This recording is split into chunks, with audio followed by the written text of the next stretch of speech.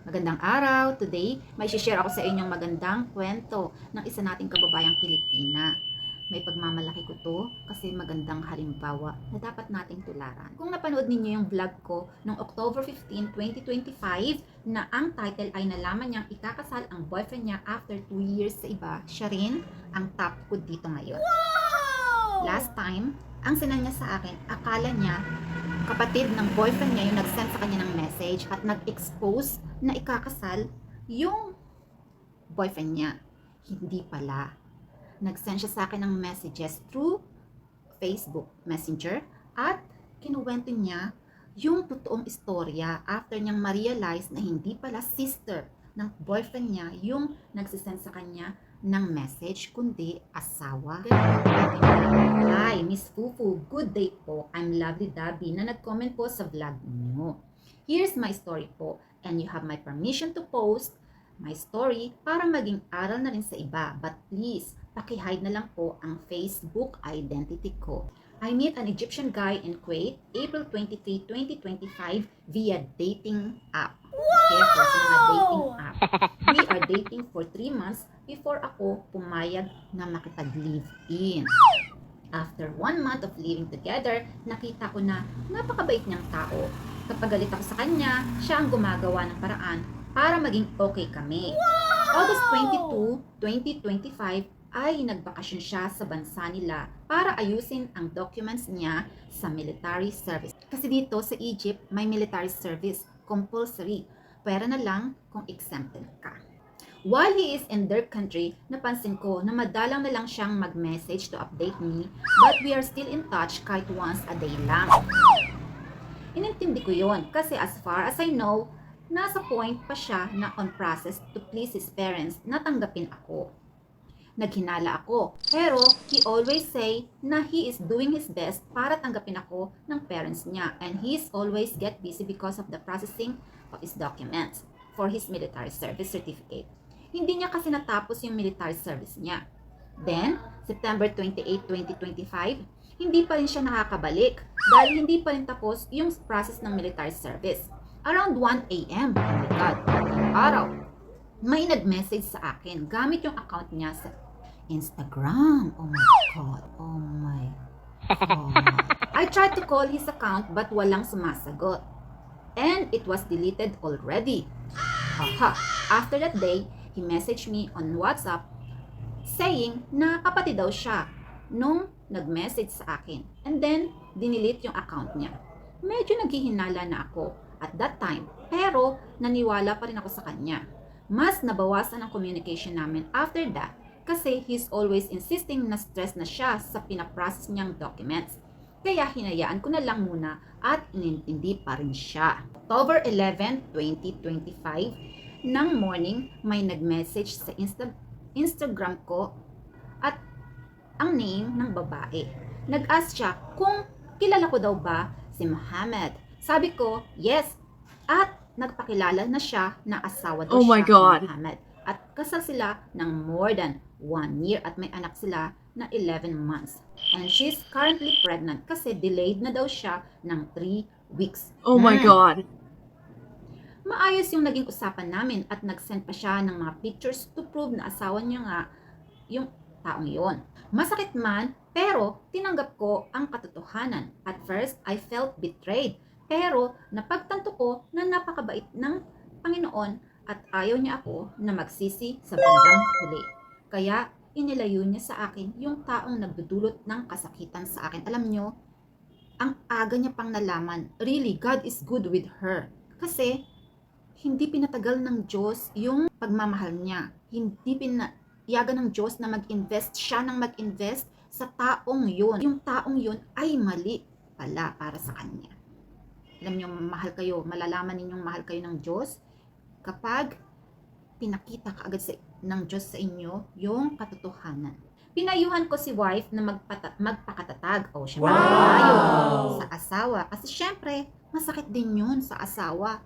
Imagine niyo yung sarili ninyo. Nalaman ninyo na may kinakasama na pala yung asawa ninyo sa abroad. Masakit yun. Masakit para sa naging girlfriend at masakit para sa asawa. Dahil liar and cheater yung asawa niya At nangako ako na lalayuan ko na din yung asawa niya dahil ayaw kong maging second wife.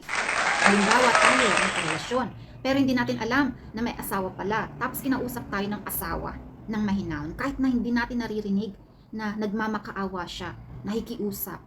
Tandaan natin na kinausap tayo, na-approach tayo ng mahinahon. Ang ibig sabihin nun, pwede mo bang iwanan yung asawa ko, talikuran, yung relasyon ninyo kasi may pamilya siya, may anak kami.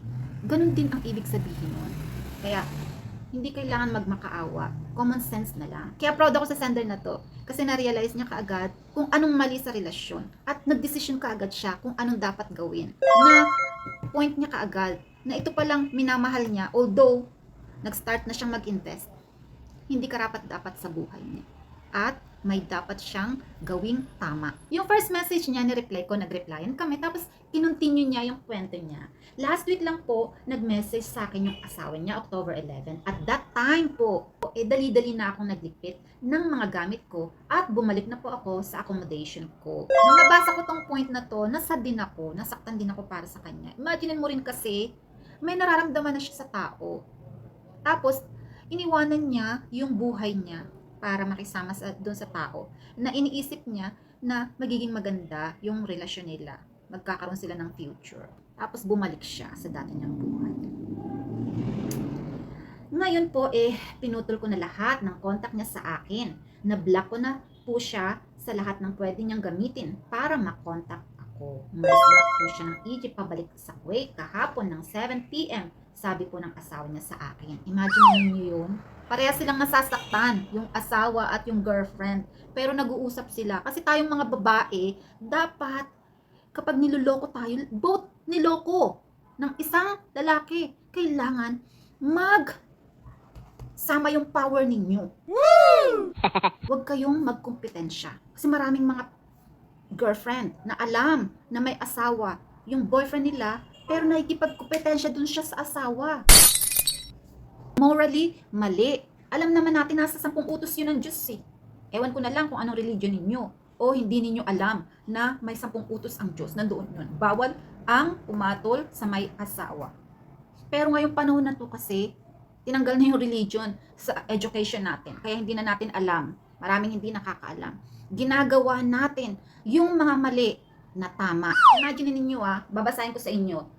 Mabait yung taong to, yung sender na to, may mabuti siyang kalooban. Tingnan ninyo napakabait ng asawa niya. Imagine ninyo, pinupuri niya pa yung asawa. Maayos po ang naging usapan namin at wala po kaming galit sa isa't isa. Mabait din yung asawa ng lalaki. Pareha sila mabait. Alam niyo yan? Kasi yung ibang mga asawa, kapag nakita nilang may kinakalaguyo yung asawa nila, sinasabunutan kaagad, binubugbog kaagad, hindi pa nila tinatanong kung alam. Kung hindi alam ng babae na may, yung asawa mo may asawa pala, huwag mong bubugin, dapat alamin mo muna. Kasi hindi niya yung kasalanan. Biktima rin siya. Naawa po ako sa asawa niya. Kaya sabi ko nga sa inyo, magandang halimbawa. Kasi, nung time na nabasa daw po niya yung mga messages namin ng husband niya, nag-demand po siya ng divorce. Pero sumagot daw po yung husband niya, no problem. Imagine niyo, for sure daw po na plano ng husband niya na pakasalan daw po talaga ako. Pero sabi ko sa kanya, hindi ko pinangarap maging second wife at hindi lang yung husband niya ang lalaki sa mundo. Oh, diba? Confident siya. Kaya marami kang matututunan sa kwento na to.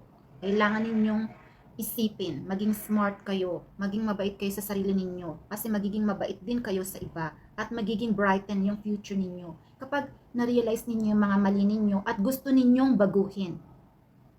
Itong sender ko na to, isa sa mga best sender ko. Kaya sabi ko sa kanya, naiiwan ko ang husband niya, and hindi na ako makikipagkita at puputulin ko na lahat ng connection na meron kami ng husband niya.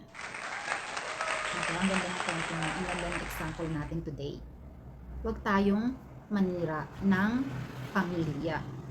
Kasi hindi natin alam kung kailan darating ang karma. Kaya mahalaga talaga na kilalanin natin ang isang tao, yung background nila. bago tayo pumasok sa buhay nila para hindi tayo nasasaktan, hindi tayo naloloko, at hindi rin tayo nakakapanakit ng iba. Yan. Sana may natutunan kayo sa kwento ni Daddy. Gandang kwento. Kung nagustuhan ninyo, thumbs up. Have a good day. Bye!